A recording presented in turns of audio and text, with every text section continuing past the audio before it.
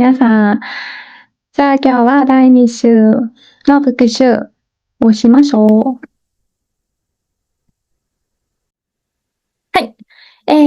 တော့一番ကဘာလဲဆိုရင်ခိုင်ကအတဲ့ဆိုတာကြတော့ကိုယ့်လက်ရချိုးနဲ့တယ်လို့ပြောတယ်။အဲ့တော့ဒုတိယခုနခိုင်ကအတဲ့ဆိုတော့လုံလဝရိယ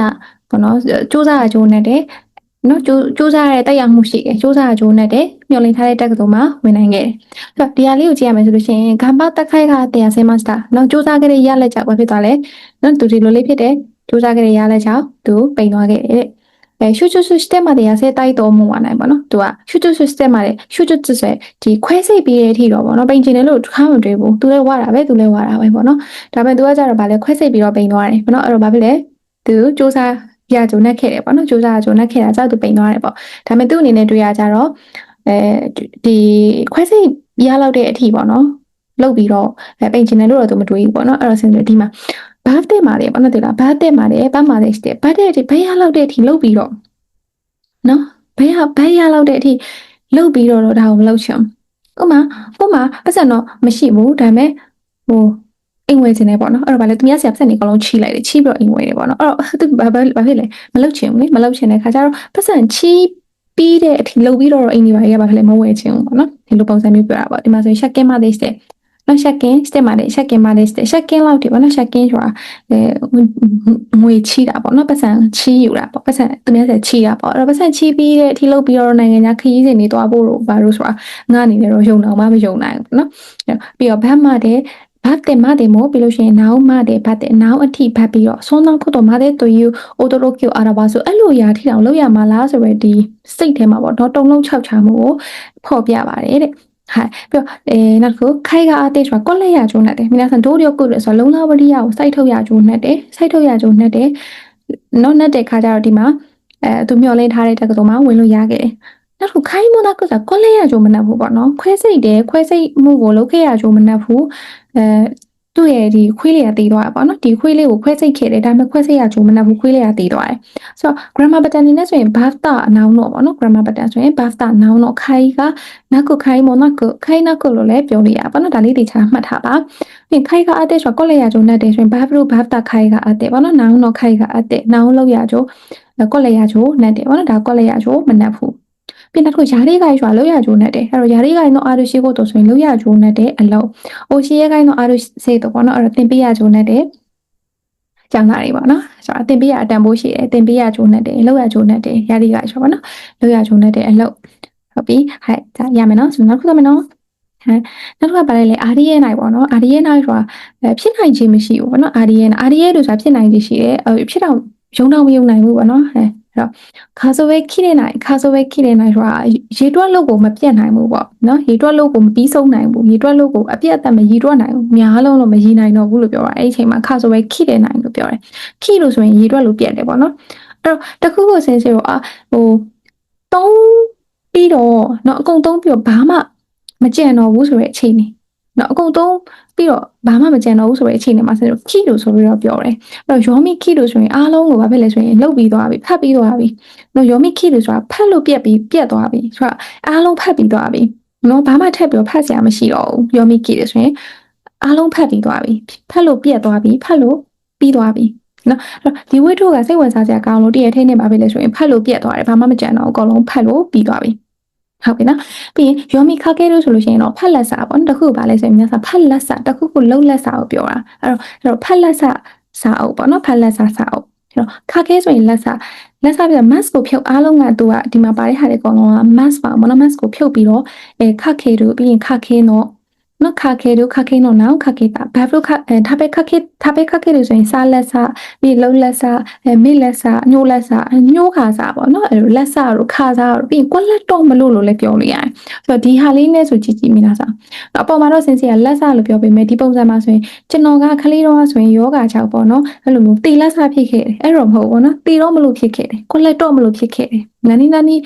ီစိုးနီနာတို့ကွက်လက်တော့မလို့ဖြစ်သွားတယ်နော်ကွက်လက်တော့မလို့ဖြစ်သွားတယ်ဆိုရယ်ပုံစံမျိုးတော့နေပါတော့ကြောင့်မို့လက်စနေပြီးတော့နောက်တစ်ခါဖတ်တော့မလို့လက်စတော့မလို့သုံးပါတယ်ဟုတ်ပြီနော်ပြီးရင်ခိလို့ကသနာပြောတဲ့အတိုင်းပဲအကုန်လုံး ပြီးဆုံးသွားပြီဘာမှထပ်ပြီးလုပ်ဖို့မရှိတော့ဘူးအဲ့တော့ယောမီခီလို့ဆိုရင်အကုန်လုံးဖတ်လို့ပြတ်သွားပြီအားလုံးဖတ်ပြီးသွားပြီပေါ့နော်အဲ့ဒီဝိထုကစိတ်ဝင်စားချက်ကောင်းလို့တရက်ထဲနေပါဘယ်လို့ဆိုရင်ဖတ်လို့ပြတ်သွားပြီအားလုံးဖတ်ပြီးသွားပြီဘာမှမကြံတော့ဘူးဟုတ်ပြီနော်ပြီးရင်အာရီရဲတို့အာရီဥတို့အာရီရဲတို့ဆိုလို့ရှိရင်ခန်းကြီးလေးကဒီလိုလေးသွားမယ်ခန်းကြီးကိုတေချာလေးမှတ်ရမယ်ပေါ့နော်ဆိုတော့ဒါဆိုဗါလေမှားနိုင်ခြေရှိတယ်ဗါလေများဆိုမှားနိုင်ခြေရှိတယ်နော်မကြောက်ခုတော့အာရီရဲတို့ဆိုတော့ခန်းတို့စိတ်ကအားတို့ပေါ့နော်မှားနိုင်ခြေရှိတယ်ဆိုတော့အာဒီအဲနိုင်ဆိုတာရုံနိုင်ပွဲရတာမရှိဘူးအဲ့ဒီခါမှာ皆さんအာဒီအဲနိုင်လို့ပဲပြောရနော်အာဒီဥနိုင်လို့ပြောလို့မရဘူးเนาะအာဒီဥနိုင်အာဒီမစင်ဆိုပြီးပြောလို့မရဘူးပြောချင်တဲ့ခါမှာတော့အာဒီအဲနိုင်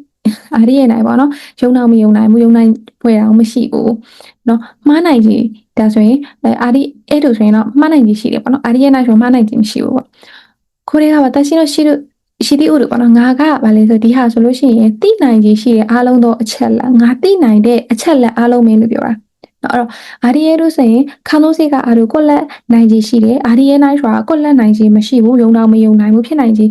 မရှိဘူးပေါ့နော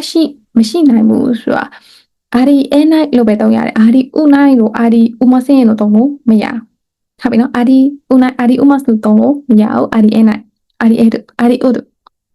ဟုတ်ပြီနော်မြင်စမ်း자အဲ့တော့ဒီဟာလေးပြောသွားပါတော့ဗတ်တဲ့ဘာဒါမပြောရသေးဘူးနှုတ်ကဆိုရာရီနှုတ်ကနော်အဲ့တော့ဘလောက်ပဲခက်ခဲ့တဲ့အလုပ်ဖြစ်ပေါ့နော်အဲ့လိုမျိုးယာရီပြုတ်လောက်တယ်နှုတ်ကဆိုတာကကြတော့သူချက်လက်တယ်ဖဲလက်တယ်လို့ပြောပါတော့ဒီမှာယုံကြည်မှုကရှိတယ်နော်ယာရီနှုတ်ကဆိုရင်မိသားစုသိထားမယ့်ဟာကဆိုင်းကောမတဲ့ရလို့ဗါလေယာရီနှုတ်ကဆိုတာကဆိုင်းကောမတဲ့ရလို့နောက်ဆုံးအထိနော်နောက်ဆုံးအထိလုပ်မယ်ယာရီနှုတ်ကဆိုတာဆိုင်းကောမတဲ့ရလို့နောက်ဆုံးအထိပြုတ်လုပ်မယ်အဲ့တော့ဘာဘရနှုတ်ကဆိုရင်ဘာအထိနောက်ဆုံးအထိ buff မယ်ပေါ့နောက်ဆုံးအထိ buff မယ်ဆိုတော့ဘလောက်ပဲခက်ခဲတဲ့အလုပ်ဖြစ်နောက်ဆုံးအထိလုပ်ဖို့အတွက်ယုံကြည်မှုရှိတယ်ယုံကြည်မှုရှိတယ်ဆိုတော့ယာရီနုကကြည့်ရှင်ကအား mask ကိုဖြုတ်ပြီးတော့နုထားပြီနော်အဲသူကလက်မလျှော့ပဲနဲ့ goal ဖြစ်သွားတဲ့အထိပေါ့နော်အဲလိုမျိုးနောက်ဆုံးအထိပြည်တယ်ပေါ့နော်ဆက်ပြီးတော့ပြည်တယ်ဆိုတော့ဆက်ဆိုဘာဘရိုနုကဆိုလို့ရှိရင်လက်မလျှော့ပဲနဲ့နောက်ဆုံးအထိကွက်လက်လုံးမယ်ဘာလို့ရာလေးနှုတ်ကဆိုရင်ဆက်ပြီးတော့နောက်လက်မလျှော့ပဲနဲ့နောက်ဆုံးအထိ buff မယ်ဆိုင်ကောင်မှာတဲ့ဆုံးလုံးကြောတိုင်းကိုဆွတ်ကဲတော့နောက်ဆုံးအထိအဲ့ဒီအခြေအနေကိုဆက်လက်ပြီးတော့ပြုလုပ်တာနောက်ဆုံးအထိအဲ့ဒီအခြေအနေကိုဆက်လက်ပြီးတော့ပြုလုပ်သွားမယ်ဆိုတဲ့အခါမှာသုံးပါတယ် sky နှုတ်ကပေါ့နော် okay sky key လည်း okay sky key လို့တော့သုံးလို့ရတယ်ဒါပေမဲ့ sky နှုတ်ကိုဆိုပြီးတော့သုံးလို့မရဘူးသိထားမယ်မိကမဲဟွန်တီဇခါကီဒီပါနော်ဒီနေ့ဒါလျင်ဒီနေ့ပဲဆိုရတဲ့ပဲပါအဲ့တော့ဟွန်တီဇခါကီဒီနေ့ပဲပေါ့နော်အပြင်ရစီဥချင်းနေဆိုဈေးချိုတော့အခုပဲပေါ့နော်အခုအတော်တွင်ဆိုဥချင်းနေဆိုတဲ့ပဲကမြင်စားအတော်အတွင်ဆိုတဲ့ပဲပေါ့နော်အဲ့တော့ဒီမှာဝါစရနဲ့ဥချင်းနေဆိုမမေ့ခင်အတော်တွင်မဲမမှတ်ထားကြဆိုအဲ့တော့ချက်ပတ်မှာအလေးထားတစ်ခုပေါ့နော်မဲမမှတ်ဖို့ကလည်းအရေးကြီးပါတယ်ဒါကြောင့်မလို့မဲမမှတ်ခြင်းအလေးချင်းကိုလည်းဒီခါလေးစူးစမ်းပြီးတော့လေ့ကျင့်မှာမသိလို့ရှိရင်မဲမုံလေးတွေမှတ်ပါပြီးလို့ရှိရင်ကိုယ့်ရဲ့စီနီယာတွေပေါ့နော်အဲ့လိုကိုမသိတဲ့အကြောင်းအရာလေးကိုမေးပြီးရင်မေမိုမှတ်မယ်မေမိုမှတ်ပြီးလို့ရှိရင်ဒီနေ့မှတ်တဲ့မေမိုကိုဒီနေ့အတွင်းမှာပဲချက်ဖြစ်အောင်ကြက်လိုက်မယ်ပေါ့နော်နောက်နေ့ကြလို့ရှိရင်နောက်ထပ်အသစ်တစ်ခုကိုမှတ်မယ်မနေ့ကမေးထားတဲ့ဟာကိုဒီနေ့မှထပ်ပြီးတော့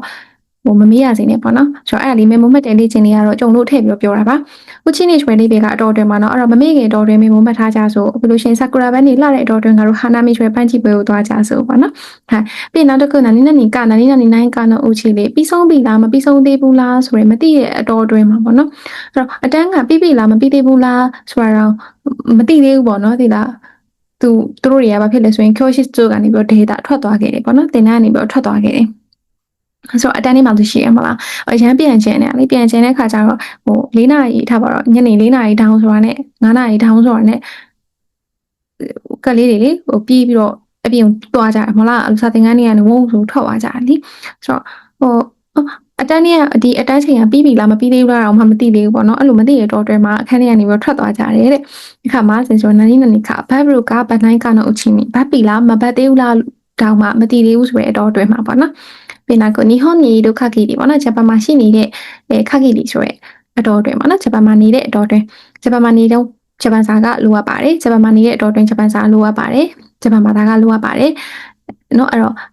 ခကီဒီဆိုတဲ့အဓိပ္ပာယ်ကအာဟိတာပါနော်ဂျပန်မှာနေတဲ့တွင်ဂျပန်မှာနေတုန်းကတော့ဂျပန်မှာနေတဲ့အတော်တွင်းကတော့ဆိုရင် verb 9ခကီဒီပါ adjective ပြီးရင် adjective ဆိုရင်ခုနိုင် အငင်းပြရင်ခုလိုက်မှာနော်နားဆိုရင်နားအတိုင်းပဲပြီးရင်နားတဲ့အားတွေခက်ကြီးဘာလို့ပြောလို့ရတယ်နောင်းတဲ့အားတွေလို့ပြောလို့ရတယ်ပြီးရင်နောက်တစ်ခုများဆိုမတူတဲ့တိတ်ပဲဘာလဲဆိုလို့ရှိရင်ဒီဟာပေါ့နော်နံပါတ်1ကကြတော့ကျွန်တော်ကရှာဖွေထားတဲ့လောက်ကတော့ပေါ့နော်ကျွန်တော်ရှာဖွေခဲ့ရတဲ့လောက်ကတော့ဒီလိုမျိုးသူတေသနာပညာဒီလိုမျိုးသူတေသနာပေါ့နော်ဒါဘယ်သူမှမသိသေးဘူးပေါ့နော်ကျွန်တော်ရှာထားခဲ့ရတဲ့လောက်ကတော့ကျွန်တော်ရှာထားခဲ့တဲ့အတွင်းမှာတော့ကျွန်တော်ရှာထားခဲ့တဲ့လောက်ကတော့ပေါ့နော်ဒီသူတေသနာကဘယ်သူမှဘာဖြစ်လဲမသိသေးပါဘူးတဲ့ဆော့ဂရမ်မှာပတ်တာ皆さんバブルバッタပြီးရင်ဘတ်တေအီရိုဆိုရဲခါကြီးတွေပေါ့နော်ကွက်လက်ခဲ့တဲ့လောက်ကတော့ပေါ့နော်ကွက်လက်တဲ့ဟန်အီနိုင်ဆိုတာဘောင်းအဝင်းအဝိုင်းထဲမှာဟန်တန်းဆိုလို့ဆိုရင်ဆုံးဖြတ်ရမယ်ဆိုရင်တော့ကျွန်တော်ရှာဖွေထားရတယ်ဆိုတော့အဝင်းအဝိုင်းထဲကနေပြောရမယ်ဆိုရင်တော့နော်ဆိုရဲအထိပ္ပယ်ဖြစ်ပါတယ်အဲ့တော့ကျွန်တော်သိတဲ့လောက်ကတော့သူ့စီကမေးခဲ့တဲ့လောက်ကတော့မနီးကကြည့်ခဲ့တဲ့လောက်ကတော့ပေါ့နော်ကွက်လက်ခဲ့တဲ့လောက်ကတော့လို့ပြောပါတယ်ပြီးနောက်တစ်ခုကနီခါကြီးတွေပေါ့နော်အထိပ္ပယ်မတူးလေသူက皆さんဒီဟာအရှိမပြောခဲ့တဲ့ Bible Part 9ဆိုရင်တော့ဘတ်နေတဲ့အတော်အတွင်းဘတ်နေတော့ပြီးရနေဘတ်တာဖြစ်သွားပြီဆိုလို့ရှင် Bible ပဲဖြစ်ဘတ်တာဘတ်တေးလို့ဖြစ်သွားပြီဆိုရင်ကွက်လက်ခဲ့တဲ့အတော်အတွင်းမှာတော့ကွက်လက်ခဲ့တဲ့လောက်ကတော့ဆိုပြီးလေးပဲဖြစ်သွားပြီးနိခါကြီးဒီမှာကနောင်နိခါကြီးဒီပေါ့နော်နောင်နိခါကြီးတဲနောင်နိခါကြီးဒါဆိုနနီမို့ပေါ့နော်ဒီရဲ့အထိပ္ပယ်ကကြတော့နည်းနည်းဓာတ်တဲ့တကူပဲဆိုနေလို့ပြောတာခွက်လက်ပဲထူးခြားခြားအဲ့တော့အသက်80အရွယ်အထက်ရှိတဲ့သူတွေပဲထူးခြားစွာနဲ့ဒီလိုဟာမျိုးရမယ်ပေါ့နော်အသက်80အထက်ရှိတဲ့ပုဂ္ဂိုလ်မျိုးသားလည်းမျိုးချောမှုတွေဆိုဝင်ကြီးအခမဲ့ဖြစ်ပါတယ်အသက်80မကျော်သေးလို့ရှိရင်ဝင်ကြီးအခမဲ့မဟုတ်ဘူးပေါ့နော်အသက်80အထက်ရှိတဲ့သူသားလည်းနိခကီတီကျွာအဲ့ဒါပဲပေါ့နော်ဒီဓာတ်တကူပဲဆိုထူးခြားခြားဝင်လို့ရပါတယ်ဆိုရတဲ့ပဲပါဟုတ်ပြီနော်자ဆိုရင်နောက်တစ်ခုသွားမယ်နောက်တစ်ခုကပါတယ်လေはい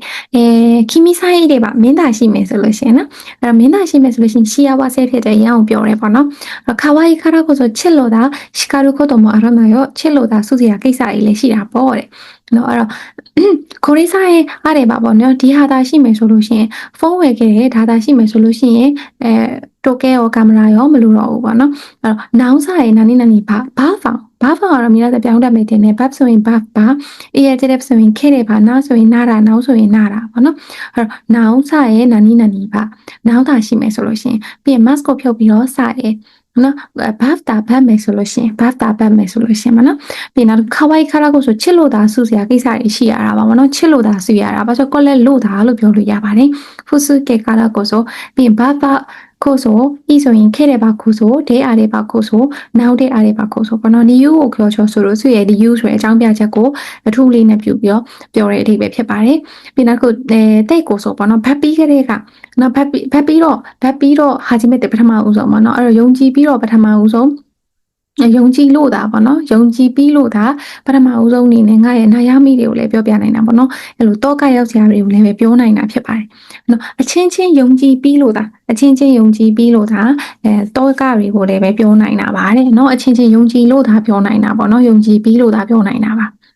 ဒါနောက်ကအာဂါရဘကရီတာဆိုရင်ဇက်တိုက်တက်ဖို့ကြီးပဲဖြစ်နေရပေါ့နော်အာဂါရဘကရီတာအဲ့တော့ဇက်တိုက်တက်ဖို့ကြီးပဲဖြစ်နေတယ်နောက်ခန်းနေမှာဆိုရင်အပိုးတာနဲ့တူတယ်ပေါ့နော်အပိုးတာဆိုလို့ရှိရင်လည်းသူကဇက်တိုက်ဖြစ်နေရှော့ဘကရီတာနဲ့အပိုးတာနဲ့တူတယ်ဘတ်ရုဘကရီပါပေါ့ဘကရီတာပေါ့နော်ဆိုတော့ဒီမှာဆိုရင်အကုန်စည်းနှုံးနေရဇက်တိုက်တက်တာကြီးပဲဖြစ်နေရဲ့အတောက်လျှောက်တက်နေတယ်ပြီးရင်အက်ဆီဒန့်မဖြစ်အောင်ထတာအီနိုလိုဘကရီတာအက်ဆီဒန့်မဖြစ်အောင်ဘာဖြစ်လဲဆိုရင်ဆူတောင်းယုံလောက်ပါပဲဆူတောင်းနေယုံလောက်ပါပဲထတာဘတ်ရိုဘကရီတာပြီးရင်ဘကရီတာဆိုတာကနိုမီတာနဲ့တူတယ်ပေါ့နော်ကိုလက်နေယုံလောက်ပါပဲဟုတ်ပြီနော်အဲ့တော့ဟဲ့နောက်ထပ်တစ်ခန်းသွားပါမယ်နောက်တစ်ခန်းကကြောင့်ဂိုင်ကူကူရဲ့ eco to star ပေါ့နော်to star ဆိုတဲ့အိဗေကမိသားစုနာရနဲ့တူတယ်ဆိုလျင်းဆိုတဲ့အိဗေအဲ့တော့နိုင်ငံခြားကိုသွားမယ်ဆိုလို့ရှိရင်ပေါ့နော်နိုင်ငံခြားကိုသွားမယ်ဆိုရင်ထတာနော်လျော့ကိုသေးဝနာကိုပေါ့နော်ထတာဆိုတာဟိုလိုမျိုးမျှတာရုံမျှတာခရီးမျှတာမဟုတ်ဖ ೇನೆ စာလေးလာတာကိုလည်းပဲရည်ရွယ်ချက်အနေနဲ့သွားခြင်းနဲ့ပေါ့နော်အဲ့တော့ကွက်လက်ကိုရည်ရွယ်ချက်အနေနဲ့ပေါ့အဲ့တော့ to star ဆိုတဲ့အိဗေကိုရင်ပြောမယ်ဒီမှာဗာလဲဆိုရင်လျော့ကိုရဲ့ eco to star ခရီးသွားမယ်ဆိုလို့ရှိရင်ဆိုအဲ့ဒီဟာနဲ့ပတ်သက်ပြီးတော့အဓိကထားပြီးတော့ပြောမယ်နော်外国へ行くとしたらနိုင်ငံခြားသွားမယ်ဆိုလို့ရှိရင်ပြီးရင်နောက်တစ်ခု本当だとしたらအမှန်တကယ်ဒါဆိုလို့ရှိရင်ပေါ့နော် အကယ်၍အဲ့ဒါကအမှန်တကယ်ကိစ္စသာဆိုလို့ရှိရင်တော့အိမ်မက်လူမျိုးပါပဲအဲ့လိုကအခုတော့မှအသက်ရှင်နေတယ်ဆိုလို့ရှိရင်ပေါ့နော်အသက်60ဖြစ်နေလောက်ပြီပေါ့နော်ဟဲ့자အထိုးစတာလာဆိုရင်များစဘာနဲ့တူလဲဆိုရင်နာရာနဲ့တူတယ်ဘာနဲ့တူလဲနာရာနဲ့တူတယ်ဟုတ်ပြီနော်ပြီးရင်ခုနကမုတ်ခုတိတ်ကီကိုပြောလိုက်လို့လေကွက်လက်ကိုကွက်လက်အနေနဲ့ပေါ့နော်အဲ့တော့ကွက်လက်ကိုရည်ရွယ်ချက်တစ်ခုအနေနဲ့ဆွဲပုံစံမျိုးပေါ့နော်အဲ့တော့ဒီမှာဆိုရင်စကိုင်းစံကပေါ့နော်ဒီ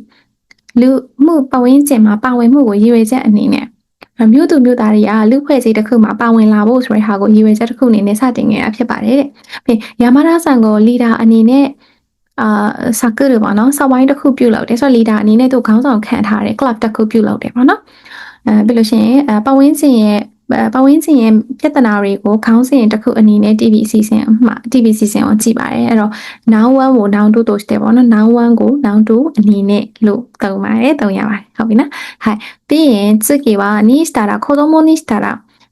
子供にしたら子供にはကလေးတွေအဖို့ကတော့ကလေးတွေအတွက်ကတော့ဗောနော်အရန်ကိုကြီးလုံးနဲ့မိဘတွေရဲ့မျှော်လင့်ချက်ကကလေးတွေဖို့ဆိုလို့ရှိရင်တော့ could choose ဆိုရယ်ပြန်မှန်စင်ရဲ့မှုပဲဖြစ်ပါတယ်ဟုတ်ပြီနော်အဲ့တော့ need တာဆိုရင်ကလေးတွေဘက်ကကြည့်မယ်ဆိုလို့ရှိရင်ကလေးတွေအတွက်ဆိုလို့ရှိရင်တော့ဗောနော်はいပြီးရင်နောက်က toast တယ်မို့ equal to တယ်မို့တွားမယ်လို့ဆိုရင်တောင်းမှပဲနော်တွားမယ်လို့ဆိုရင်တောင်းမှပဲ grammar pattern တော့ဒီပုံစံလေးပေါ့နော်ကြည့်လိုက်နော်အဲ့တော့ equal to တာတွားမယ်လို့ဆိုရင်တောင်းမှပဲခရီးသွားတဲ့သူတွေခရီးသွားအနေနဲ့ကလွယ်ပြီးတော့မသွားနိုင်ဘူးပေါ့နော်ဟိုမှာနိုင်ငံခြားခရီးသွားလို့ပြောတယ်ဒါပေမဲ့နိုင်ငံခြားမှာတော့အခြေချပြီးတော့မနေချင်ဘူးဒါပေမဲ့မသွားမယ်ဆိုရင်တော့ခရီးသွားတဲ့သူတယောက်အနေနဲ့ကလွယ်ပြီးတော့မသွားဘူးပေါ့နော်သွားနိုင်မှာမဟုတ်ဘူးပေါ့ရမယ်နော်အဲ့တော့ equal to တာလျော်ကိုရှာတော့していけないလျော်ကိုရှာအနေနဲ့ကလွယ်ပြီးတော့မသွားနိုင်ပါဘူးတဲ့နားလည်မယ်နော်じゃあဆိုရင်နောက်ထပ်ခန်း6လေးသွားရအောင်တော့ထိုတိုမိုနီဆိုတာနှစ်အတူနှစ်အမြပါနော်ခန်းကြီးကိုကြည့်ပါခါစကုတိုတိုမိုနီဆိုတာမိသားစုတွေနှစ်အမြတော့မိသားစုတွေနဲ့အတူတူပေါ့နော် 一緒にနဲ့အဓိပ္ပာယ်တူတယ်မိသားစုတွေနဲ့အတူတူခါစကုတိုတိုမိုနီဆိုရင်ခါစကုတို一緒にမိသားစုတွေနဲ့အတူတူဂျပန်ကိုလာခဲ့တယ်ပြီးလို့ရှိရင်ဂျီရိုရှာတွေကပြက်ပေါ့နော်တိုးတက်လာတာနဲ့အမြတိုးတက်လာတာနဲ့အတူတူအစီအရန်လည်းပို့ပြီးတော့တိုးပွားလာတယ်ပေါ့နော်အဲ့တော့ထိုတိုမိုနီဆိုင်မိနာဆန်က 一緒にအတူတူဆိုတဲ့စကားလုံးကိုမှတ်ထားပြီးပါပြီးရင်နီတိုမိုနာတေဆိုကနီတိုမိုနာတေတိုးပွားလာတာနဲ့အမြ人口の増加に伴いဆိုတာလူဦးရေတိုးပွားလာတာနဲ့အမြသူ့ရဲ့တစ်ဖက်မှာလည်းဗာလဲဆိုရင်တဘာဝတယံဇာတာတွေရဲ့စွမ်းအားတွေလည်းပဲစွမ်းအားပေါ့နော်သုံးစွဲမှုတွေလည်းပဲတိုးပွားလာတယ်ဟုတ်ပြီနော်အဲ့တော့ဒါဖြစ်လာတာနဲ့အမြဒါနဲ့အတူတူဒါလည်းဖြစ်လာတယ်ပေါ့နော်ခန်းကြီးကိုလည်းသိချကြည့်ပါနောင်နီထိုမိုနာဤဘိုင်ဘလုနော်နီထိုမိုနာတဲ့ပြီးလို့ရှိရင်ဘာသာနော်နီပေါ့နော်ထိုမိုနာဤထိုမိုနာတဲ့ထိုမိုနာနောင်ဆိုပြီးတော့လိုက်ပါတယ်ပြီးမာရသွန်ပြိုင်ပွဲပေါ့နော်ပြိုင်ကျင်းပခြင်းခံရတာနဲ့အများဒီလမ်းမကြီးอ่ะစုကိုတော်မယ်ပေါ့နော်လမ်းစုကိုတော်မယ်ဆိုတာကြတော့ဘယ်လိုတလန်းသွားပေါ့နော်တစ်ဖက်ပဲသွားလို့ရပါတယ်ပေါ့နော်ဟဲ့စုကိုတော်မယ်ဆိုတာကြအများဆုံးဟောပေါ့သွားလာခြင်းကိုထိုမဲဆိုတာရက်တက်မလိုက်တာဆိုတော့ရက်တက်မလိုက်တယ်ပေါ့နော်ဒီလမ်းကိုပိတ်လိုက်တယ်ပေါ့နော်ပိတ်ချလိုက်တယ်ပြီးနီးစုတဲ့တဲ့ဆိုတာအမြအဲ့တော့အသက်ကြီးလာတာနဲ့အမြဘာဖြစ်လဲမိနာဆောင်ကိုယ့်ရဲ့ဒီတွေးနိုင်စွမ်းအားတွေကြာဆင်းလာတယ်ဥမာမှတ်နိုင်စွမ်းအားပေါ့နော်တွေးနိုင်စွမ်းအားဆိုတာဒါမှတ်နိုင်စွမ်းအားတွေဘာဖြစ်လဲဆိုရင်ကြာဆင်းလာတယ်မှတ်ဉာဏ်ကြာဆင်းလာတယ်အဲ့လိုပုံစံမျိုးပြောပေါ့နော်အဲ့တော့အသက်ကြီးလာတာနဲ့အမြအသက်ရလာတဲ့နာနဲ့အမြခန္ဓာကိုယ်ရဲ့အမျိုးမျိုးသောခီနိုဆိုရယ်လှုပ်ဆောင်ချက်တွေကတဲ့ကဖြစ်လာတယ်ကြာဆင်းလာပါတယ်ဟုတ်ပြီနော်ဟဲ့အဲ့တော့ noun နီးဆိုတဲ့ဘိုင်ဘယ်နီးဆိုတဲ့လို့တောင်းပါတယ်じゃあနောက်ကနီးစတာကတဲ့ဆိုတာကွက်လက်တာနဲ့အညီကွက်လက်တာနဲ့အမြခန်းကြီးကိုတေးသေးချာချာကြည့်ပါမြောက်ပိုင်းကိုသွားတာနဲ့မြရွက်နေတွေကအရန်ပုတ်ပြီးမြန်နေပေါ့နော်ကိုက်တိုဆွဲဒီလိုမြောက်ပိုင်းကိုလာပြီဆိုလို့ရှိရင်ရွက်နေတွေမြန်တယ်သဘောတရားပြောချင်တာကပုံမှန်နေရာဒီပေါ့နေရာဒီဆိုပေမဲ့နောက်ပုံမှန်အလိုနေရာတွေကနေပြီးတော့စောင်းရာဒီကိုကူးတော့မယ်ပေါ့စောင်းအကူပေါ့အဲ့ချိန်မှာဆိုလို့ရှိရင်စင်စုံဒီအလဲပိုင်းဒေတာဂျပန်နိုင်ငံเนาะဂျပန်မှာအလိုအလဲပိုင်းဒေတာတွေပါဆိုလို့ရှိရင်နေပူတုံးရှိသေးတယ်လေနှွေရသည်ဆိုပေမဲ့လည်းနှွေအဆောင်ဦးကိုကူးတယ်ဆိုမဲ့သူကနည်းနည်းလေးအဲ့လိုပူတုံးရှိသေးတယ်အဲ့ခါကျတော့ရွက်ကတွေကစိတ်မရှိသေးတယ်တို့ပေမဲ့ဒီမြောက်ဘက်ပိုင်းတွေကကျတော့ပို့အေးတယ်မဟုတ်လားအေးတဲ့ခါကျတော့အေးပြီဆိုတဲ့ခါကျတော့တဖြည်းဖြည်းနဲ့စောင်းဦးပြောင်းတော့မဲ့ခါကျတော့ရွက်နေရနေပြီးတော့ရွက်တွေကအဲ့လိုမျိုးညီချင်းချင်းနေဖြစ်လာပြီးတော့ဖြည်းဖြည်းနဲ့အဝါရောင်နေလိမ့်မို့ရောင်နေပြောင်းလာပြီးတော့ရွက်တွေအကုန်လုံးမရှိတော့ဘူးပေါ့နော်အဲ့ဒါကဒီမြောက်ပိုင်းဘက်ကပို့ပြီးတော့မြန်တယ်နော်ရာသီဥတုကလေတနေရာနဲ့တနေရာမတူတဲ့ခါကျတော့ဆိုတော့မြောက်ပိုင်းကိုသွားတာနဲ့အများကြီးရွက်နေတာတွေကပို့ပြီးတော့ပေါ့နော်ဒီ Ostrom တွေပို့ပြီးတော့ မြန်ဆန်လာပါတယ်တဲ့မြန်လာတယ်ပေါ့နော်ရွက်တွေအနီးတာပို့ပြီးတော့မြန်လာပါတယ်ပြီးလို့ရှိရင်ဒါကရော့သေးရောဆိုရဲစင်ဆိုရော့သေးဆိုတာစီစဉ်ထားတဲ့ဇာတ်အရာဆိုလို့ရှိရင်တော့လိလာမှုကိုစစ်စမေးပါနော်ဆက်လက်ပြီးတော့ပြုလုပ်ပါမယ်ဒါမင်းနဲ့ဆက်တာဆိုလို့ရှိရင်နားလည်မယ်လို့ထင်ပါတယ်မြန်ပြောရဲဆိုပေမဲ့လည်းဘာပဲဖြစ်ဖြစ်အစင်းစိကိုလည်းနားလည်ပြပါမယ်အော်စကာနဲ့ဆာမာတစ်နောက်ထပ်သင်ခန်းစာဗီဒီယိုတွေမှာပြန်တွေ့ရမယ်ဒါ